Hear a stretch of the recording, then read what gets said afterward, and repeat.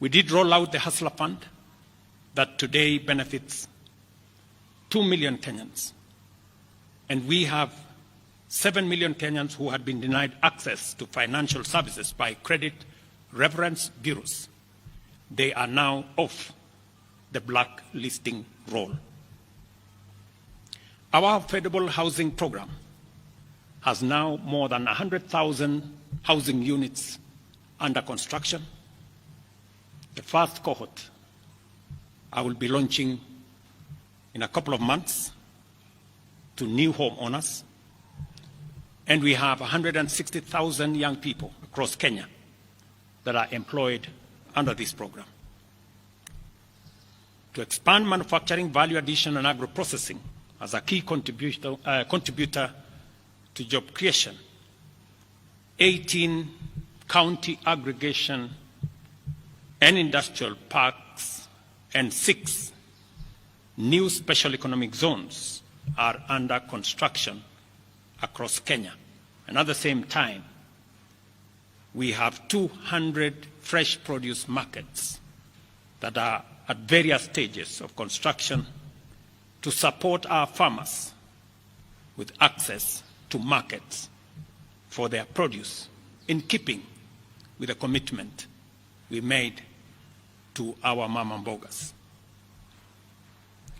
To accelerate manufacturing, last year we imposed levies on importation of clinker that can be manufactured in Kenya. We made a saving of Kenya shillings 20 billion in foreign exchange as imports of clinker dropped to almost zero. We also imposed levies on imported steel billets. And today, we have 11 steel factories that 6 years ago were closed. They have started operation, hiring 16,000 Kenyans. And last year alone, we saved 120 billion shillings in foreign exchange as a result of this intervention. Our digital transformation agenda is also on course with 17,000 government services online, while we have 274 digital hubs across Kenya with 152,000 students and digital workers in our TVETs and also in digital hubs in different parts, up and running and giving young people an income. Our universal health coverage plan has already onboarded 107 community health promoters, and the process of registration for our social health insurance fund is ongoing,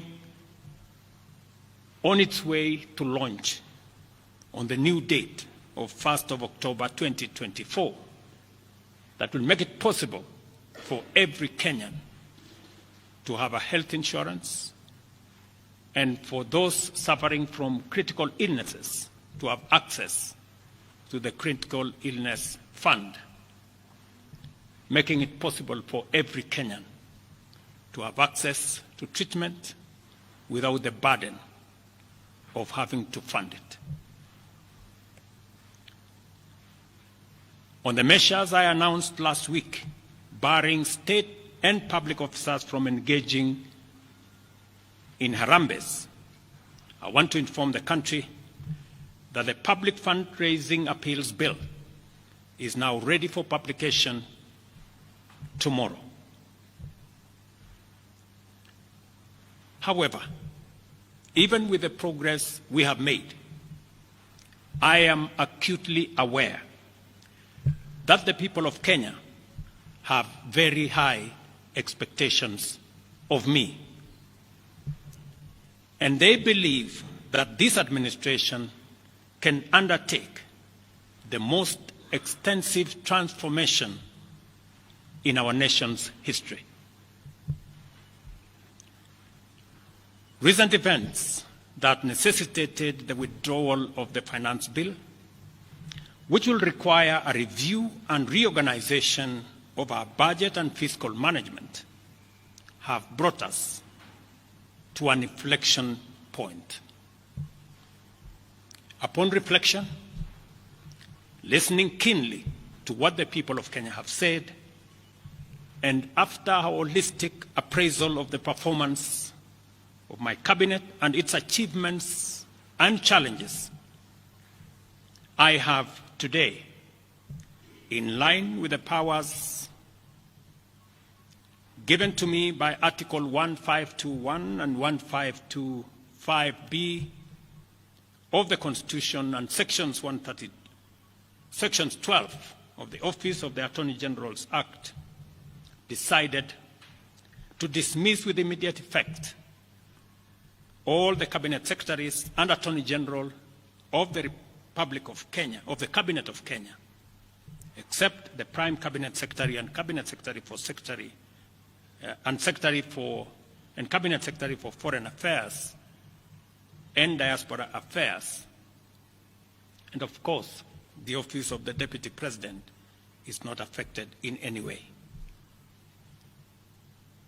I will immediately engage in extensive consultations across different sectors and political formations and other Kenyans,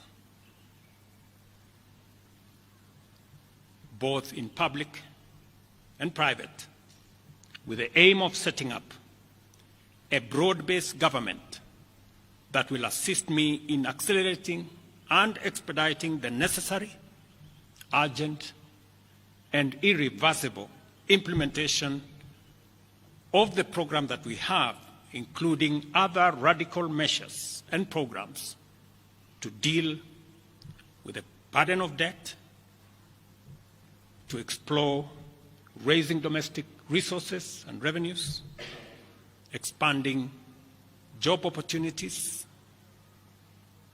eliminating wastage and unnecessary duplication of a multiplicity of government agencies, and slaying the dragon of corruption, consequently making the government of Kenya lean, inexpensive, effective, and efficient. During this process, the operations of government will continue uninterrupted under the guidance of principal secretaries and other relevant officials. I will be announcing additional measures and steps in due course. Thank you very much, and God bless our great country, Kenya. Asanteni sana.